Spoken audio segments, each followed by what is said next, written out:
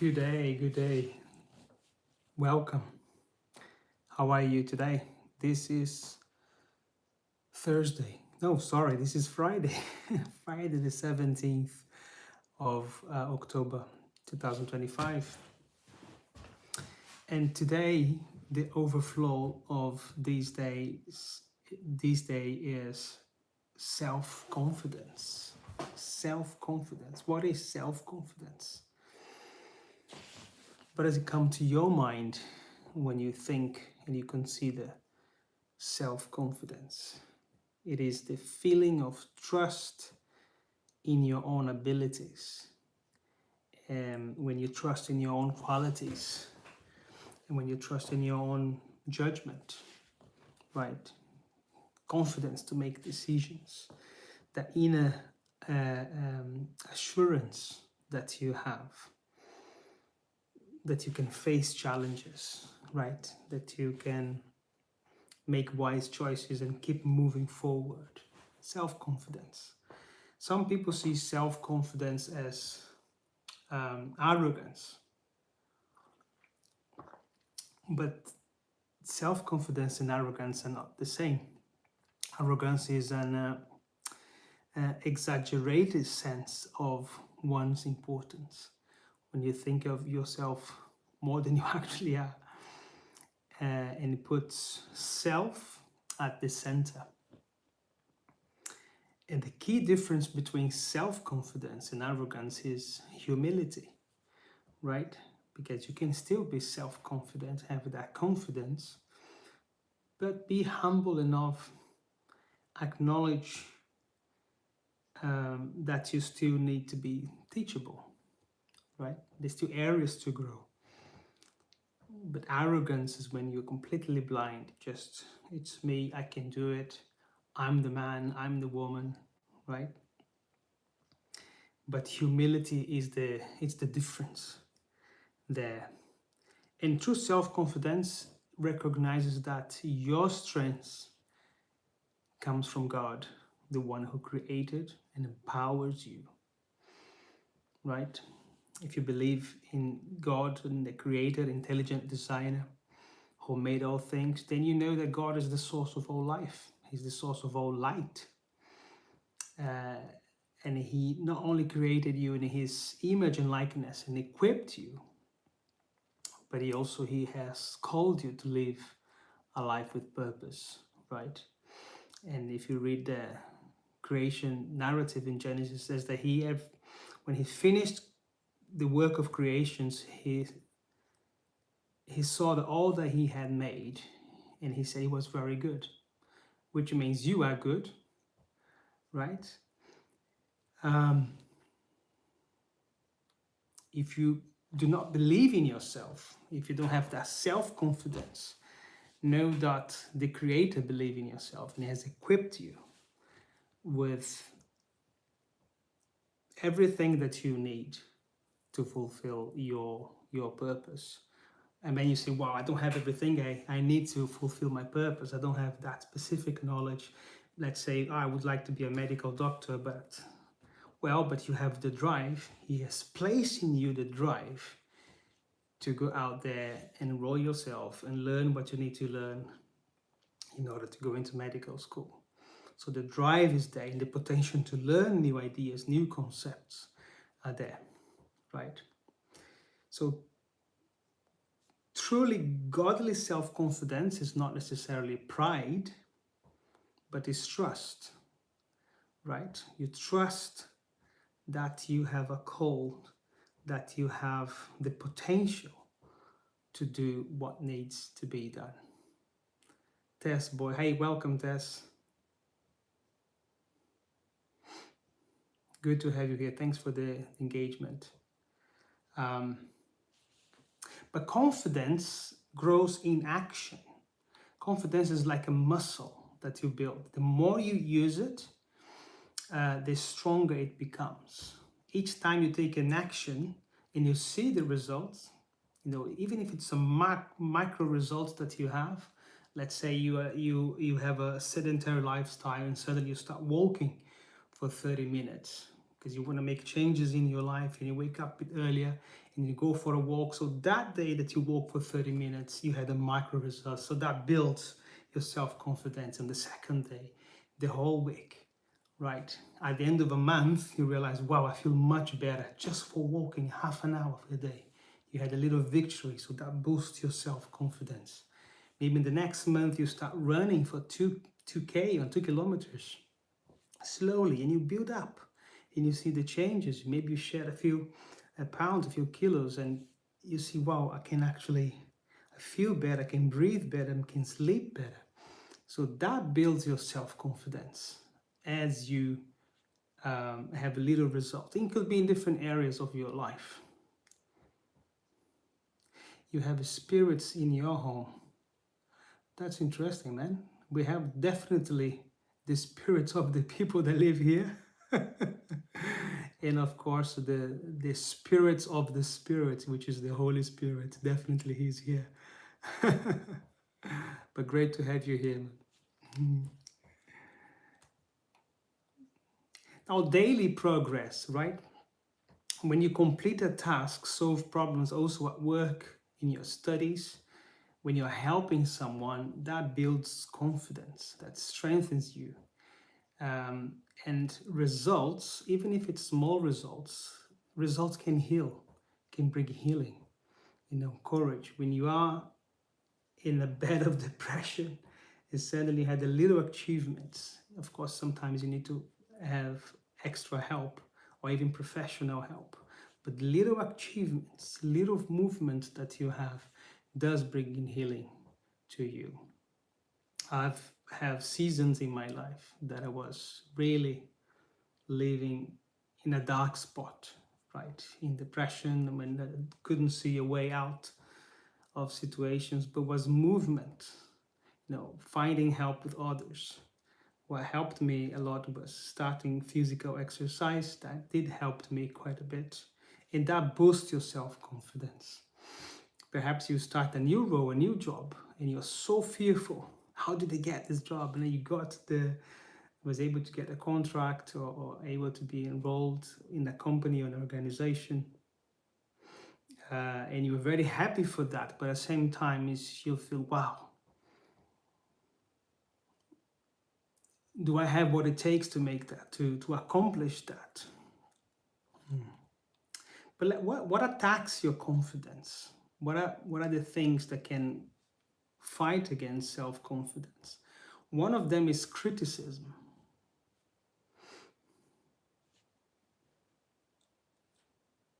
Thank you, Tess. Thank you. You have a heart of gold. Bless you. Very kind of you. Now, the biggest threat to self-confidence is criticism. If you don't know how to handle criticism, it can easily damage your self-worth, right? Sometimes in your own homes, with your family, or at work, in places that you go, and someone said a word, if you don't process what you're hearing, that can really put you down. Criticism can actually put you in bed. I've just mentioned an experience that I had being in a very dark space during a season of my life. But criticism can really cut hard. So what do? You capture that criticism, you convert that, you process that, and you channel that.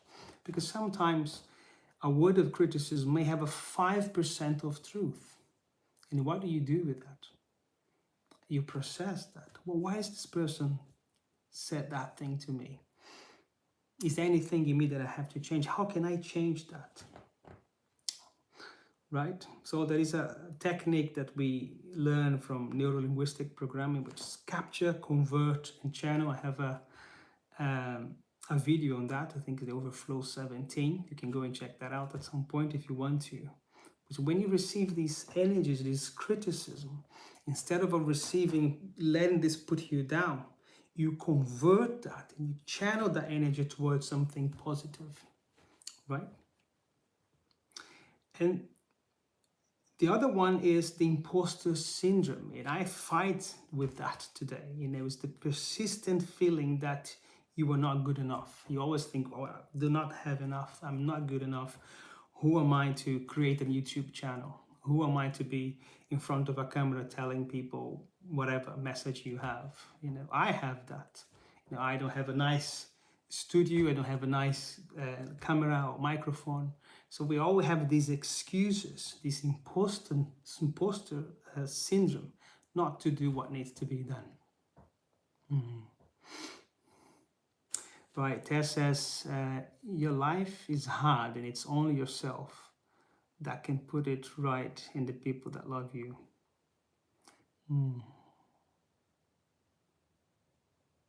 It's only yourself that can put it right, yeah, and the people that love you. That's correct. So imposter syndrome can attack your self-confidence. And it's imposter syndrome is always followed by or linked to perfectionism. Perfectionism is another force fighting against your self-confidence. Why is that? It's when you believe that nothing you do is good enough, right? If it's not perfect, I don't do it. We need to be coming to terms with imperfection. Okay, and this video is a great example of that. You don't have hair, you don't have a fancy clothes, not necessarily in a studio. I'm just in the kitchen sharing. So you do the things with what you have. Despite of imperfections, you have a message to share. Go for it. I'm just using an example of this YouTube channel and this life that I'm doing, but it could be anything. It could be a story, a book that you are writing, a project that you are leading, right? A business that you're starting. And maybe you're not starting because you think it's not perfect. You start from where you are. Be self-confident, right? And confidence doesn't mean perfection, as I said. It means trusting that you can learn, you can adapt as you go, and you can continue to grow. It's a process. The people thought, let's find the purpose of my life, as if purpose was a destination. Purpose is a journey that you take, right? Perhaps in 5-10 years time, this is where I want to be. Okay, join that path. Start the purpose, the journey, day by day, in becoming that person that you have to become in order to arrive in that destination. Okay, so have that self-confidence that you have what it takes. Okay, because on that journey you are becoming, you are leaving few things behind, you are collecting things on the way, and you are adapting, you're becoming a better person day by day, right? Now, the power of a confident person, when you are truly confident, you become unstoppable. You rise above your limitations, and you are able even to inspire others. You are so committed to the things that you need to do, and people look at your life, wow, this guy, this girl, they inspire me. They have this determination to follow after their dreams, their calling, their purpose.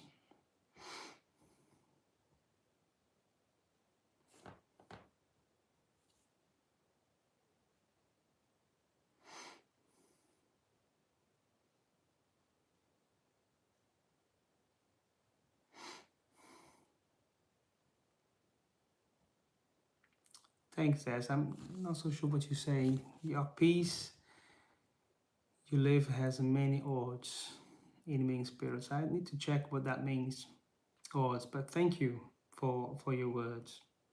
Now, Paul the Apostle, he wrote, when he was writing to the folks in Philippi, he said, I can do all things through Christ who strengthens me. And in the book of Joshua, you see God telling Joshua in a very interesting time for that people, when Moses, the leader, he had passed away and they had not necessarily going through the promised land. And now Joshua had become the leader of the Israelites. And God tell him, be strong and courageous. Do not be afraid. or discouraged, for the Lord your God will be with you wherever you go. And if you read chapter 1 of Joshua, I think 3 or 4 times God says, tell him, be strong and courageous, do not fear. And I think this is the word for us. We have a new challenge ahead of us. What happened in the past happened in the past. You can only deal with what you have now in the present, right? The actions, it's done in the now. We need to live in the now. We need to live 70% of our energy and our mental energy in the now. And this is the time to have the self-confidence. Only 20% in the future, because you need to know where you're going, and only 10% in the past. What is the past? The past is your library, the library of experience. Okay, as you consider what you do today, building your self-confidence, you go visit that library, get that book, open up. Yes, I've lived that, I've heard that, that's the experience, let me move on. Because if you dwell in that library, all your energy is there. That is also depression, isn't it? If you live in the past.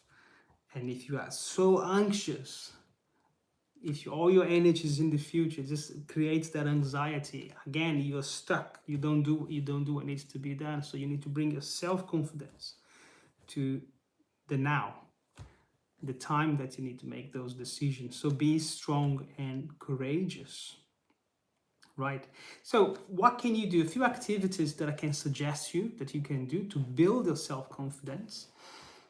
Face your fears. Right? Choose a situation perhaps that makes you uncomfortable. Let me tell you, put myself in front of a camera and speaking with strangers, the people that do not know, that is very fearful. And I'm putting myself out here to overcome that. Speaking publicly in English. English is not my first language. You probably noticed that. It is challenging because you have that, right? So face your fears, choose a situation that makes you uncomfortable, gather information and plan your response. How are you going to respond to that fear? Take one step forward. Hi, Fresh Knobs, great to have you here. Hey. Tess says, sorry to say I don't believe in God because there was one, he or she would never let so many good people die so young. And I lost my son and he was a good young boy. Sorry about your loss, Tess. Yeah. Now we're living in a fallen world. Yeah. If it's in your spiritual journey, I'll be praying for you. Okay. Tess. I'm praying for your spiritual journey. But the other thing you can do is stop comparing, okay? To boost your self-confidence, stop comparing yourself with others. You are uniquely made with your own timing, your own experience. Sometimes if our lives were a book, sometimes you're comparing someone's that on chapter 52 and you are on chapter 3 and you say, wow, that person has accomplished so much. Stop comparing because that person has a different life, a different timing, a different experience, different upbringing. So compare yourself with your past self. Where were you 10 years ago or 5 years ago or a year ago? What have you grown? Right? The other thing you can do is look after yourself. Let me touch a little bit about that. Present yourself well, physically, emotionally, spiritually, and consider your relationships, the people that you engage with. Be with people that lift you up instead of those that drag you down. If our lives reflect the average of the 5 people we're spending time with, you want to be connected with people that lift you up instead of those that bring you down. And that can boost your self-confidence as well.